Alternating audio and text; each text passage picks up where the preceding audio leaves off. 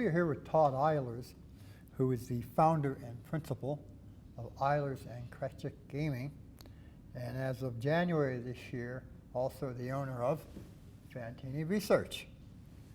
And Todd, welcome. Thanks, Frank. Always enjoy talking to you and working with you, and we're also, yes, proud owners of Fantini Research. So yes, it's really exciting. I want to thank you for my retirement. Glad I could help out. Todd, from your perspective, you're in a research firm and a consultancy that deals with several significant segments of the gaming industry, you get an eagle's-eyed view of what's happening. What are some of 2 or 3 of the trends that you see that people should understand? Sure. At a very high level, obviously, the emergence of sports betting is one that everyone is familiar with. In addition, the legalization of online casino, although not quite at the same pace, is certainly an emerging trend. But that's something that everyone kind of is familiar with. On the land-based side, one of the key emerging trends is really kind of the expansion of I call it the non-casino gaming market. Whether that's route market or whether you call it a distributed gaming market, and the products could be VLTs or VGTs or electronic pull tab machines or HHR, historical horse racing machines, but we've seen an expansion of that market that doesn't get as much attention as the broader casino market that we've seen over the last several years, and expect that to continue. One of the things from an investor's perspective is everybody got super excited about the proliferation of sports betting, and they drove up the prices of these companies to outlandish levels. And then the reality hit that they're not going to be profitable for a long time to come, and then they collapsed. How do you see that industry playing out? I assume there'll be a consolidation. Sure, absolutely. And by the way, and you've been an investor for a really long time. I'm sure that's kind of the pattern of almost any kind of new emerging technology or any new market. Everyone gets excited, and then ultimately it kind of comes back to reality, and the real blocking and tackling starts at that point, and some companies will emerge and some won't. And the ones that don't do well will get either go away or get acquired, and we would expect to see some consolidation going forward. Also, whether it's direct competitors or even just complementary between land-based and digital, obviously that makes a lot of sense. We've already seen that and would expect to continue to see that. And then it really comes time now to really show that you can be profitable. I mean, that seems to be the biggest focus that we see for most investors. I think FanDuel is the first to report a profitable quarter, and so I think you're going to see more companies start to do that, and maybe those valuations will start to come back a little bit once you start to see that.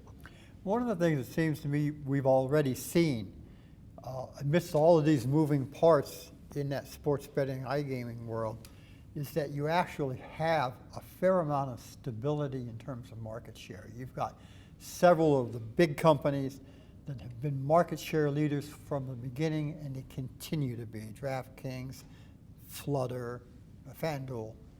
On the casino side, you've got Caesars. So it looks like there's already some of that stability there. Yeah, I mean, it's really interesting, but with also BetMGM being one of the largest players, and really them being the only kind of land-based entrant or in that top 3. It'll be interesting to see how that market evolves. Clearly, there are companies with strong brands like Caesars, Penn with the Barstool brand. over time we would expect those brands to allow those companies to gaining meaningful share of the overall market, but it will be difficult. I mean, you do have to spend a lot to make sure that you're in a top position. And so it'll be interesting to see how it plays out. But right now, I wouldn't have expected that 3 years ago, but certainly that's the way it's been for a while now. You had mentioned one of the trends being this, what you might call distributed gaming. Right. What we've seen is a lot of opposition in states like Pennsylvania and Missouri from the casino industry, which has turf to defend, and who all look at Illinois as the case where the bars and taverns are eating their lunch. How confident are you that over time that expansion of distributed gaming will continue?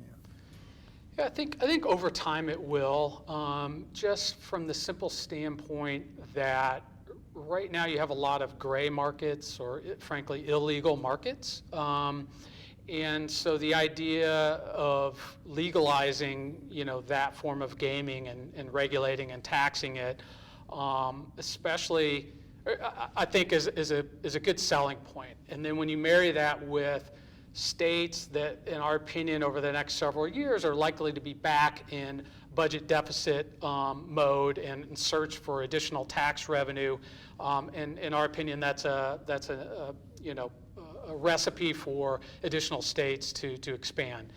Yes, there are traditionally casinos are opposed to that form of gaming, and we'll highlight the Illinois market. But I would also add in that there's also a lot of these gray and illegal markets, and I think that from an industry standpoint, I think most of the attention right now that I see from the AGA and the Association of Gaming Equipment Manufacturers is focused on educating states about illegal gaming and trying to crack down on that, because frankly that's a bigger risk to the legitimate regulated gaming industry than the legal forms of distributed gaming. Yeah. And also it seems like, once you establish yourself, Pennsylvania maybe being a case in point, where they started in a very restrictive way of you had to have a true truck operation in order to have routes there. But now they're going to maybe loosen up that definition and maybe allow convenience stores. And you could envision a day when eventually, everybody's got it. Right. And every fraternal organization in Veterans Hall and so on.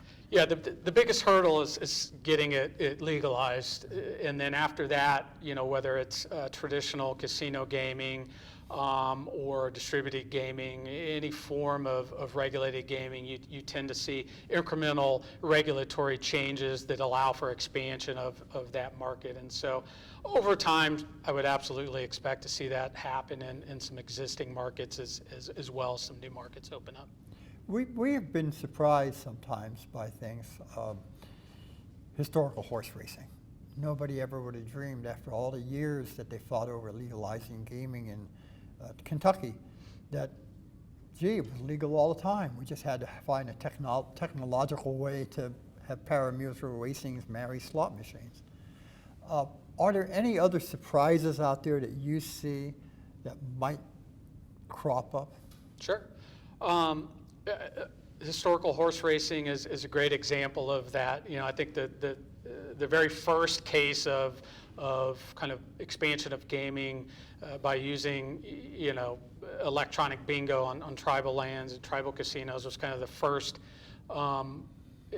evolution of that, where I think a lot of people said, hey, we can do something with other forms. We can work around the regulations, and we can kind of use other forms of math to kind of make these games. And so you saw it on the lottery side with video lottery gaming or terminals, where the outcome of the games is electronic scratch tickets. And so historical horse racing is kind of the next evolution of that. Going beyond that, one emerging category is electronic pull tabs, which is kind of similar to electronic lottery tickets, and so you've seen some markets like North Dakota pop up with distributed gaming market where these are games that look like, you might see in Illinois or Pennsylvania, but the math behind the game is simply an electronic pull tab ticket versus a random number generator. So would expect more of these markets to open up. Ohio is similar in that they just legalized instant bingo, which North Dakota and Ohio are fall in this charity gaming market, which doesn't tend to get a lot of attention. But there are some pockets of opportunities there where they have legalized similar to slot-like devices. It's interesting in New Hampshire, where you have charitable gaming, and you think of that as kind of our little mom and pop businesses that are, build halls to host charity gaming, but now you got a big player like Churchill Downs. And so it's not going to stay a little mom and pop industry. No, no, that'll expand, and certainly you'll probably see additional traditional casino operators enter that market as well. You've got Kansas that is legalized, HHRs. You've got Louisiana, so that's definitely a market right now that's growing pretty quickly. And then, like I said, there's other opportunities, whether it be charitable gaming or just traditional kind of distributed gaming models. We do look for that to continue, as well as kind of on the sports betting and iGaming front as well. A few years ago, the game side of the gaming industry went through a consolidation, and IGT and Scientific Games were the leaders, I guess, of that consolidation phase. Since then, you've also had a lot of smaller players emerge. How do you see that playing out? Are some of these smaller players going to become major companies, or is there another round of consolidation? We've also seen in some ways a demerger as IGT and Scientific Games simplified their structures, and of course Scientific Games is now a light and a wonder. Yeah. How do you see that working out? Yeah, I think if you look out over the next couple of years and you kind of think about the gaming market and you say, all right, we're kind of in a flattish, kind of revenue trend right now for the land-based or retail industry. Obviously, there's growth in sports and iCasino, but if we don't see additional states legalize online casino, I think you could see some of these companies start to look at acquisitions as a way to grow.